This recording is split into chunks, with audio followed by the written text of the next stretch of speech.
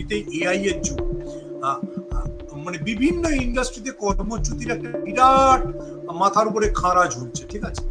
ফলে সেইটা আমাদেরকে প্রতিটা ইন্ডাস্ট্রি ধরে ধরে দেখতে হবে, কোন ইন্ডাস্ট্রিতে এআই কতটা করছে, কোন ইন্ডাস্ট্রিতে, যেমন আমি আবার তোমাকে বললাম যে garment, sorry, gem and jewellery, যেটা বেসিক্যালি গুজরাট বেসড, সেটা কতটা আমাদের এফেক্ট করছে। আচ্ছা, সেটা একটা স্পিল ওভার এফেক্ট যাকে আমরা বলি, বাংলার উপর পড়বে, কারণ সুরাটে কিন্তু ম্যাক্সিমাম বাঙালি পরিযায়ী শ্রমিকরা তারাই কাজ করে, মানে এই জেম অ্যান্ড জুয়েলারির কাজে তো বাঙালিরা খুব দক্ষ, তারাই বেসিক্যালি সুরাটে কাজ করে।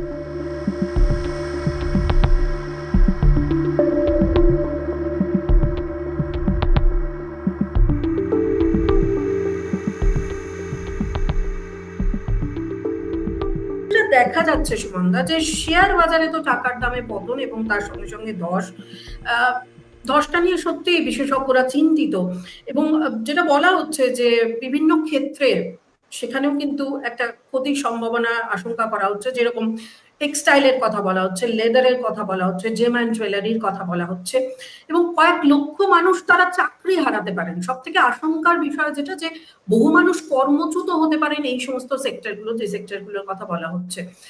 সেই বিষয়টা নিয়ে কতটা আমাদের আশঙ্কার রয়েছে?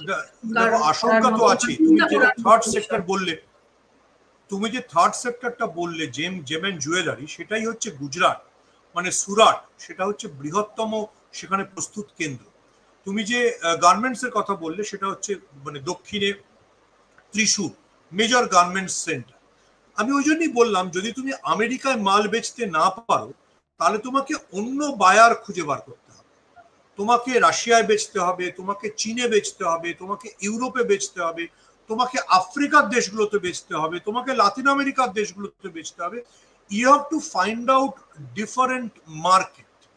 দেখো, আমেরিকায় যারা মাল বেচে না, তর্কের খাতিরে ধরে নেওয়া যাক, তারা কি বিশ্ব অর্থনীতিতে টিকে নেই? তারা টিকে আছে। আমাদের সমস্যা হয়ে গেছিল যে আমরা আমেরিকার দিকে ঝুঁকে গেছিলাম। সেই ঝোঁকাটা থেকে বেরোচ্ছি বলে হয়তো প্রাথমিক 6 মাস একটা আমাদের ক্রাইসিস হবে, যেটা তুমি বললে যে ডলারের দাম বহু করে বেড়ে গেছে, শেয়ার বাজারে একটা সংঘাত, মানে শেয়ার বাজারে একটা ধস নেমেছে। এই সবগুলো কাটানোরই উপায় হচ্ছে, আমি অন্তত যেভাবে বুঝতে পারছি নরেন্দ্র মোদী যেটা চেষ্টা করছেন, যে বিকল্প বাজার খুঁজে বার করার চেষ্টা। এবং যেহেতু আমেরিকা এখন আমার বাণিজ্যিক শত্রু, চীনের সঙ্গে আমার একটা সখ্যতা আমি তৈরি করতে পারি কিনা, যেখানে আমি চীনের বাজারকেও ব্যবহার করতে পারি। দেখো, জেম অ্যান্ড জুয়েলারি বা গার্মেন্টস এর ক্ষেত্রে আমেরিকা যত বড় মার্কেট, চীনও তত বড়ই মার্কেট আছে, অনেক বড় মার্কেট চীনের জনসংখ্যার নিরিখে। এবার প্রশ্ন হচ্ছে, চীন কি আমার থেকে এই গার্মেন্টস বা জেম অ্যান্ড জুয়েলারি কিনবে? আমি কি সেই চীনের সঙ্গে সেই সম্পর্কটা বিল্ড আপ করতে পারবো?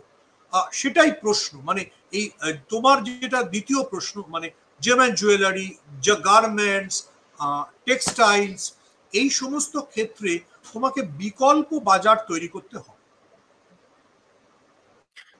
আরেকটা তথ্য যেটা সুমনদা আমার মনে হয় দর্শকদের জন্য জানিয়ে রাখা উচিত, সেটা হচ্ছে federation of Indian export organisation বা ফিও, তারা জানিয়ে দিয়েছে যে এই যে চড়া মার্কিন শুল্ক, এই চড়া মার্কিন শুল্কের কারণে কিন্তু ভারতের বস্ত্র ব্যবসায়ীরা, এটা তাদের তথ্য অনুযায়ী, যে তারা কিন্তু প্রতিযোগিতায় পিছিয়ে পড়তে পারে, এবং ভিয়েতনাম, বাংলাদেশ, তারা কিন্তু এই মার্কেটটা তারা কিন্তু ধরে ফেলতে পারে, এরকম একটা আশঙ্কা কিন্তু প্রকাশ করছে এই federation of Indian export organisation.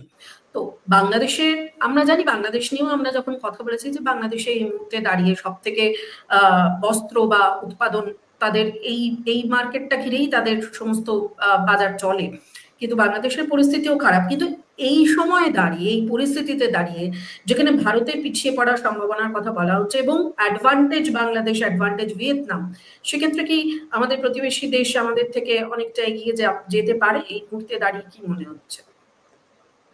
দেখো, ভিয়েতনাম বা বাংলাদেশ এমনিতেই আমেরিকার সাথে অনেক ব্যবসা করে, কিন্তু বাংলাদেশের গার্মেন্টস শিল্প নির্ভর করে আছে আমাদের তুলোর উপর, যেটা আমরা অনেক আগে আলোচনা করেছি। ফলে আমরা যদি বাংলাদেশকে তুলো দেওয়া বন্ধ করে দিই, তাহলে বাংলাদেশের গার্মেন্ট ইন্ডাস্ট্রি ততটা এগোতে পারবে না। এটা ডিপেন্ড করছে আমি কি কৌশল নেব। আমি তুলো বিক্রি বাড়িয়ে দিলাম গার্মেন্ট ইন্ডাস্ট্রিকে একটু কমানোর জন্য, না তুলো বিক্রিটা আমি অন্যদিকে ঘুরিয়ে দিলাম নিজের গার্মেন্ট ইন্ডাস্ট্রিকে স্ট্রং করার জন্য। কি কৌশল কেন্দ্রীয় সরকার নেবে সেটা আমাদের ওয়েট করতে হবে। ভিয়েতনাম অবশ্যই এগিয়ে যাবে। দেখো ভিয়েতনামের সঙ্গে এমনিতে আমেরিকার পুরনো বাণিজ্যিক সম্পর্ক, আর এই ট্রেড ওয়ারের সময় মানে শুল্ক যুদ্ধের সময় আর ডোনাল্ড ট্রাম্প সরাসরি ফোন করে ভিয়েতনামের কমিউনিস্ট পার্টির প্রধানের সঙ্গে কথা বলেছেন এবং তাদের সঙ্গে একটা যাকে বলে সমঝোতা বা ডিলে পৌঁছেছে। ভিয়েতনাম অনেকটাই এগিয়ে যাবে, সে বিষয়ে কোনো সংশয় নেই। কিন্তু আবার আমি বলছি যে আমাদের ঘাড়ে যে আশঙ্কার কালো মেঘ, সেটা গার্মেন্ট এক্সপোর্ট হোক বা যে কোনো এক্সপোর্ট অর্গানাইজেশনের ক্ষেত্রে আমাদের ডিফারেন্ট মার্কেট কর্মচ্যুত হতে পারেন, এই কথাটা শুনলেই তো মানুষের মধ্যে একটা আশঙ্কা তৈরি হয়। এই যে বলা হচ্ছে যে কয়েক লক্ষ কর্মচ্যুত হতে পারেন, যে ফিগারটা বলা হচ্ছে সেটাই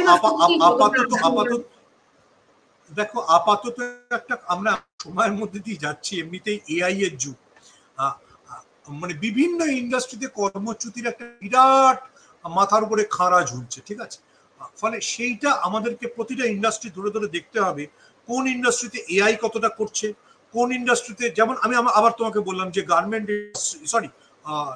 জেম অ্যান্ড জুয়েলারি যেটা বেসিক্যালি গুজরাট বেসড, সেটা কতটা আমাদের এফেক্ট করছে। আচ্ছা, সেটা একটা স্পিল ওভার এফেক্ট যাকে আমরা বলি বাংলার উপর পড়বে, কারণ সুরাটে কিন্তু ম্যাক্সিমাম বাঙালি পরিযায়ী শ্রমিকরা তারাই কাজ করেন, মানে এই জেম অ্যান্ড জুয়েলারির কাজে তো বাঙালিরা খুব দক্ষ, হ্যাঁ তারাই বেসিক্যালি সুরাটে কাজ করে।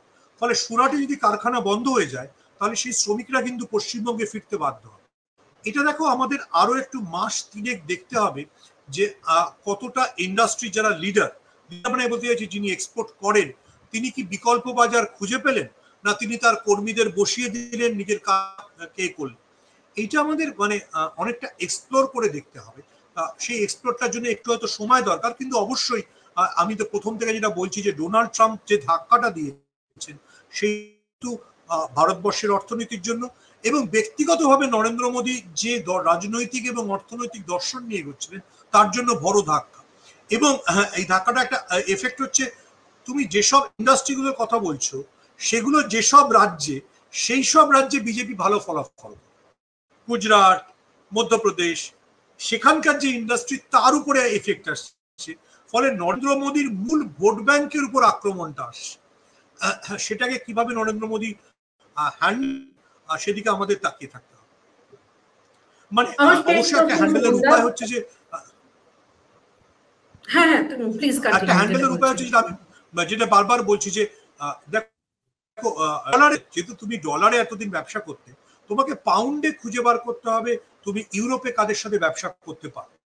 ইউরোপেরও তো একটা সমস্যা আছে, এবং বারবার যেটা ভারতের বিদেশ মন্ত্রক বলছিল সেটা হচ্ছে যে ইউরোপের সঙ্গেও আমাদের একটা ট্রেড ডিলের আলোচনা চলছে, ওটা যদি আমরা দ্রুত শেষ করে ফেলতে পারি এবং ওখানে যদি আমরা একটা ট্যারিফ অ্যাডভান্টেজ পাই তাহলে কিন্তু আমাদের জন্য লাভ। আর ইউরোপ আমেরিকার বাইরে আবার আমি বলছি যে আফ্রিকা, চীন এবং পশ্চিম এশিয়া বা মধ্য এশিয়ার দেশগুলো যেখানেও যথেষ্ট অর্থ আছে, যেখানকার বাজারও যথেষ্ট বড়, সেগুলোকে যদি আমরা এক্সপ্লোর করতে পারি। মানে তুমি বারবারই জোর দিচ্ছ যে বিকল্প বাজার, বিকল্প মার্কেট খুঁজে বের করা। শুধুমাত্র আমেরিকার উপরে আমাদের যে মাত্রাতিরিক্ত নির্ভরশীল আমরা হয়ে গিয়েছিলাম রপ্তানির ক্ষেত্রে, সেই মাত্রাতিরিক্ত নির্ভরশীলতা কমানোটাই এই মুহূর্তে দাঁড়িয়ে একমাত্র উপায় বা একমাত্র সমাধান। আমার শেষ প্রশ্ন আপনার কাছে থাকবে সুমনদা, সেটা হচ্ছে যে বাণিজ্য বিশেষজ্ঞরা বা যারা এক্সপার্টিস তারা বলছেন, তাদের যে অনুমান, সেই অনুমান বলছে যে এই যে পদক্ষেপ, মার্কিন যুক্তরাষ্ট্রের এই যে পদক্ষেপ, যার ফলে ৪৫,০০০ কোটি টাকার ভারতীয় বাণিজ্য রফতানি নাকি ক্ষতিগ্রস্ত হতে চলেছে, এবং সেখানে সব থেকে বেশি ক্ষতিগ্রস্ত যে রাজ্যগুলো তার মধ্যে শীর্ষে থাকবে পশ্চিমবঙ্গ। তো পশ্চিমবঙ্গের জন্য কতটা আশঙ্কা? লেদার আমাদের কাছে বড় ব্যবসা, ফলে লেদারের ক্ষেত্রে আমাদের ভাবতে হবে যে আমেরিকার বাইরে অন্য মার্কেটের কথা ভাবা। তুমি যে ৪৫,০০০ কোটি টাকাটা বললে, আমি তোমাকে সেটা মানে বেসিক্যালি আমাদের অর্থনীতির পরিভাষায় আমিও সকাল থেকে যা দেখছিলাম যে জিডিপি, আমাদের জিডিপি ধরো এক্সপেক্টেড ছিল, মানে প্রজেকশন ছিল যে আমরা 6.3 থাকবে, সেটা হয়তো প্রায় 1 পয়েন্ট কমে যাবে, মানে আমরা হয়তো 5.5 বা 5.3-তে শেষ করব। জিডিপির ধাক্কা লাগবে, সেজন্যই ৪৫,০০০ কোটি টাকার বাণিজ্যের ক্ষতি। সেজন্যই আমাদের মানে পশ্চিমবঙ্গের, আমি দুটো বললাম যে দুটো চাই, এক হচ্ছে প্রথম গুজরাটে যারা জেম অ্যান্ড জুয়েলারিতে কাজ করে তারা কিন্তু বেসিক্যালি বাঙালি, ফেরত আসতে পারে, পরিযায়ী শ্রমিক যাদের আমরা বলি। দ্বিতীয় কথা হচ্ছে আমাদের লেদার ইন্ডাস্ট্রি, যারা হিউজলি ইউরোপ এবং আমেরিকা এক্সপোর্ট করে তাদেরকেও বিকল্প বাজার খুঁজতে হবে। অনেক ধন্যবাদ সুমনদা তোমাকে। আমরা এইভাবেই তাহলে বিষয়টা কনক্লুড করতে পারি, এই যে 50% শুল্ক, বন্ধু মোদির এই যে 50% শুল্কাঘাত এই মুহূর্তে দাঁড়িয়ে নরেন্দ্র মোদী তিনি ঠিক কিভাবে সামলান সেদিকে তো আমাদের নজর থাকবে, কিন্তু বিকল্প বাজার খুঁজে বের করা, অর্থাৎ আমেরিকার উপরে যে মাত্রাতিরিক্ত নির্ভরশীলতা, সেই নির্ভরশীলতা কমানোই এই মুহূর্তে দাঁড়িয়ে সব থেকে বড় সমাধান বা সব থেকে বড় সমাধানের পথ বলেই এই মুহূর্তে মনে হচ্ছে। অনেক ধন্যবাদ। পরবর্তীকালে আবারও আমরা অন্যান্য বিষয় নিয়ে কথা বলবো, আলোচনা করব। প্রত্যেকে ভালো থাকবে।